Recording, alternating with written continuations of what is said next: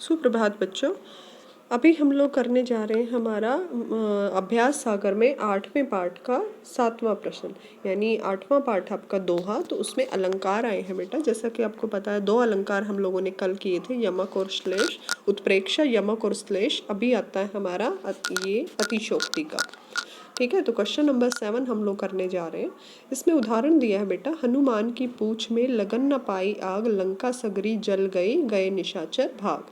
अब यहाँ पर जो पंक्तियाँ दी गई हैं, इसमें जो हनुमान की पूंछ में आग लगी भी नहीं, इसमें बताया कि अभी हनुमान की पूंछ में आग भी नहीं लगी थी और सारी की सारी लंका भी जल गई और जो सारे निशाचर थे वो भी भाग गए। निशाचर मतलब राक्षस। तो जितने भी वहाँ पर लंका भी जल गई और जो राक्षस थे वो भी भाग गए।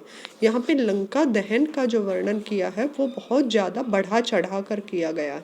इतना बढ़ा चढ़ा कर किया गया है कि उस पर हम लोग विश्वास नहीं कर पा रहे हैं, क्योंकि अगर मान लो जब तक उनकी पूंछ में आग ही नहीं लगी तब तक ना लंका जल सकती है और ना ही निशाचर भाग सकते। तो यहाँ पर जो उनकी पूंछ में आग लगाने से पहले लंका का जलना जो है वो अतिशोक्ति है।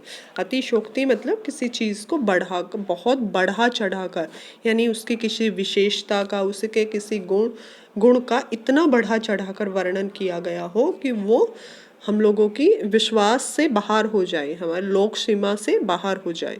तो यहाँ पर जो इसका लंका दहन का वर्णन है उसमें पूंछ में आग लगने से पहले ही लंका का जलना जो होता है वो अतिशोक्ति में आता है। अब यहाँ देखिए, जहाँ किसी बात को इतना बढ़ा चढ़ा कर कहा जाए अथवा किसी की प्रशंसा इतनी बढ़ा चढ़ा कर की जाए कि वह लोक सीमा से बाहर हो, ठीक है, तो यहाँ पर वहाँ अतिशोक्ति अलंकार होता है। अब जैसे यहाँ देखिए, आगे नदियाँ पड़ी अपार, घोड़ा कैसे उतरे पार, राणा ने सोचा इस पार, तब तक चेतक था उस पार।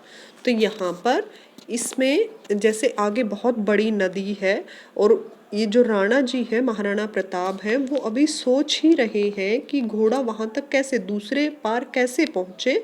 तब तक तो चेतक उस पार हो भी चुका था, यानी उसने वो जो नदी थी वो पार भी कर ली थी। तो यहाँ महाराणा प्रताप के घोड़े यानी चेतक की विशेषता को, उसकी जो रफ्तार है, उसकी बुद्धि है, उसका साहस है, उसका वर्णन इतना बढ़ा चढ़ा कर किया गया है कि उस पर यकीन ही नहीं हो पा रहा है कि राणा तो सोच भी नहीं सकते और इससे पहले तो घोड़ा उसको पार भी कर चुका है। तो यहाँ पर जो घोड़े की विशेषता है उनको बहुत बढ़ा चढ़ा कर बताया गया है बेटा, इसलिए यहाँ पर होगा अतिशोक्ति अलंकार। अब अगला देखते हैं हम लोग। कढ़त साथ ही म्यान ते, असी रिपु तनते प्राण। अब यहाँ पे कढ़त मतलब बाहर निकालते, कढ़ना मतलब कढ़त साथ ही, जब वो म्यान से, म्यान क्या होता है, जो जिसमें तलवार रखी जाती है, तो जब तलवार निकलने से पहले यानी म्यान से बाहर निकलने से पहले ही, म्यान से बाहर निकलने से पहले ही जो रिपु यानी जो शत्रु होते थे, दुश्मन होते थे, उनके प्राण निकल जाते थे, उनके शरीर से बाहर हो जाते थे।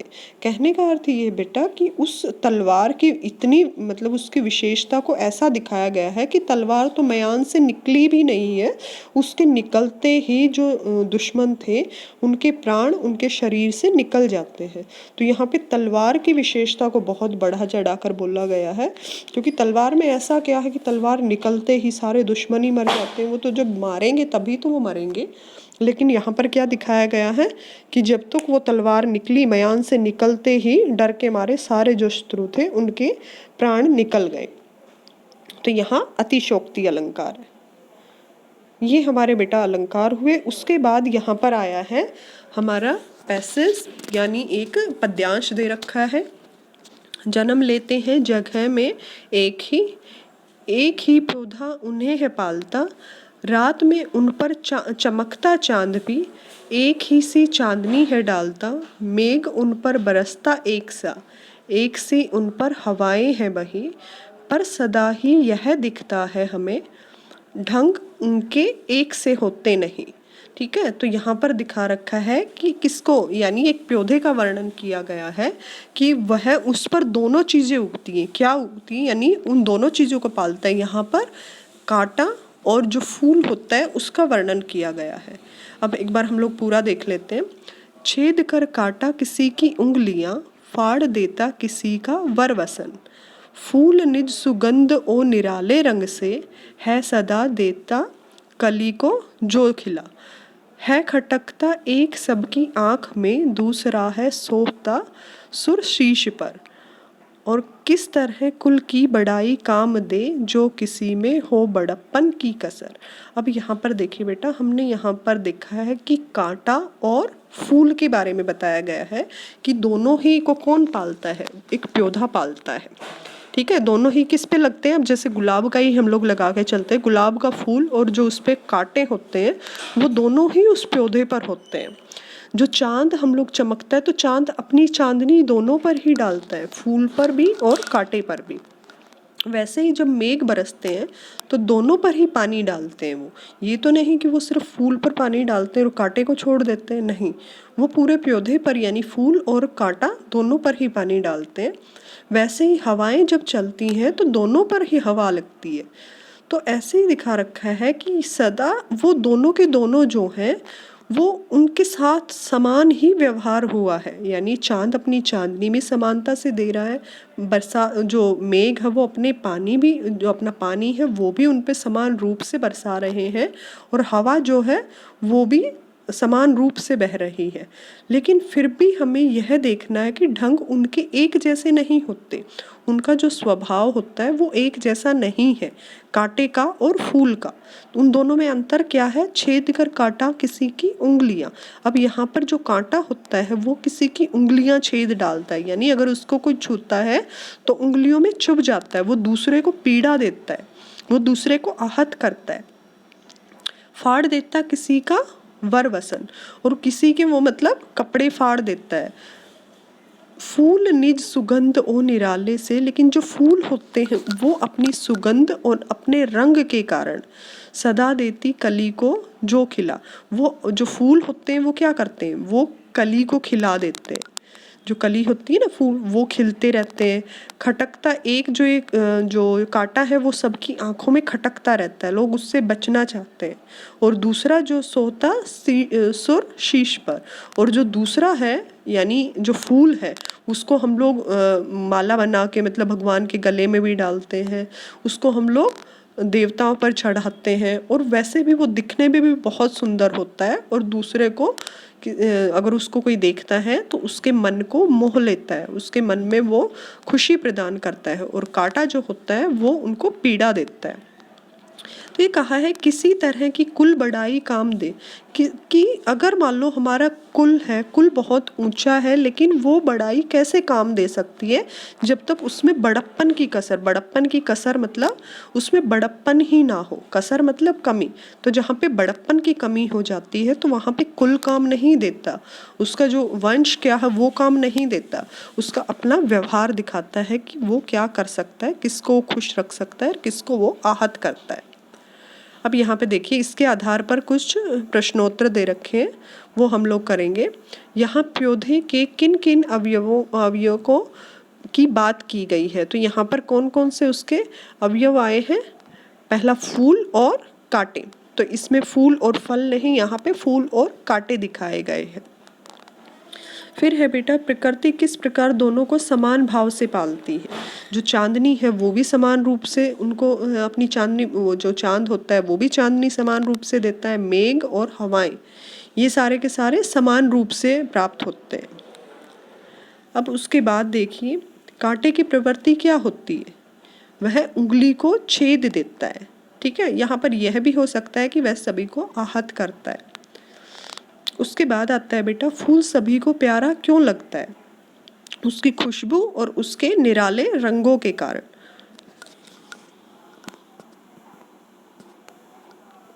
ठीक है, तो यहाँ पर फूल सबको प्यारा क्यों लगता है, क्योंकि उसकी खुशबू बहुत अच्छी होती है, उसके रंग बहुत ही, यानी यहाँ पर कहने का अर्थ होता है कि उसकी जो मधुरता के कारण, यानी वो सबके साथ जो अच्छा व्यवहार करता है उसके कारण।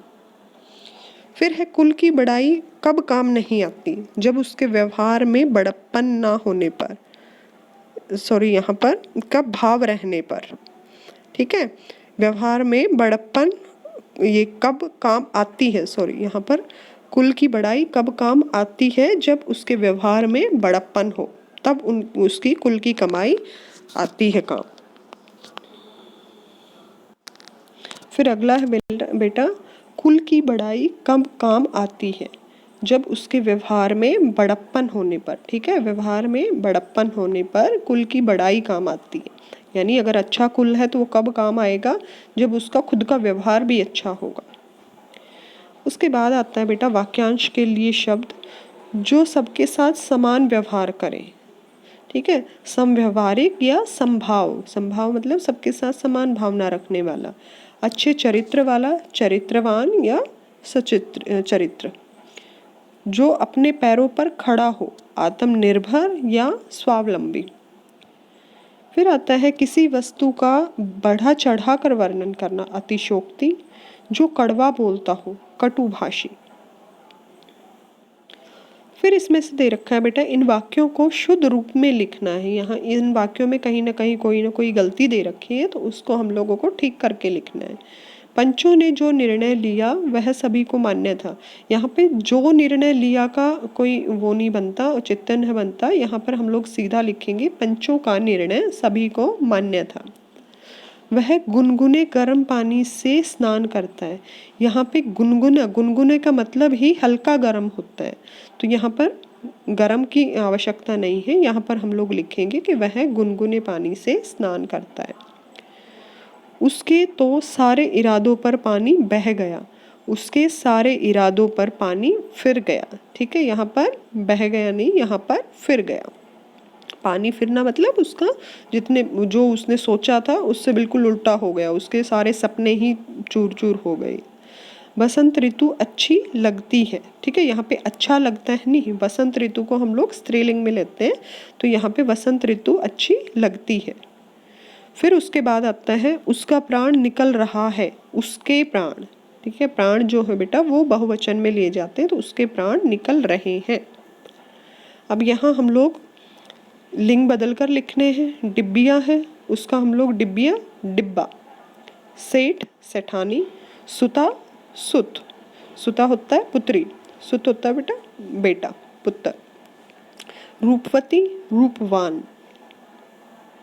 अब उसके बाद आता है नीचे लिखे गए वाक्यों में काल बताना है आपको, यानी इसमें कौन सा काल है। तो यहाँ पे भारत ने नया उपग्रह छोड़ा, ये हो चुका है भूतकाल। अध्यापक विद्यार्थियों को पढ़ाएंगे, तो यहाँ पर भविष्यकाल, क्योंकि ये आगे आने वाला समय है। ममता खाना पका रही है, यह वर्तमान काल। अनेक चित्रकारों ने चित्र बनाए, ये बना चुके हैं भूतकाल। उसने मेरी पुस्तक दी थी, तो यहाँ पर भूतकाल। उसने मुझे पुस्तक दी थी, यहाँ भूतकाल।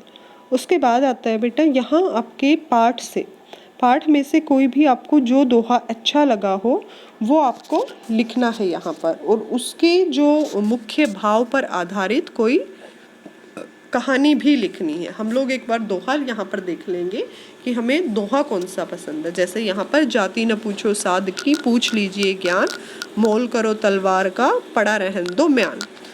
ठीक है, तो यहाँ पर यानी एक हम लोगों को किसी वो है साधु की है, उसकी हम लोगों को जाति नहीं पूछनी, हम लोग उसके ज्ञान पर ध्यान देंगे कि उसको नॉलेज कितनी है, उसको ज्ञान कितना है, वो हमारे को कौन सा अच्छा मतलब ज्ञान दे सकते हैं, हमें कौन सी अच्छी सीख दे सकते हैं। जैसे हम लोग तलवार खरीदते हैं, तब हम लोग तलवार की क्वालिटी चेक करते हैं, ना कि उसकी म्यान की। हम लोग तलवार पर ध्यान देते हैं कि तलवार कैसी है, उसकी धार कैसी है, मजबूत कितनी है, उसके म्यान पर हम लोग ध्यान नहीं देते, तलवार पर देते हैं।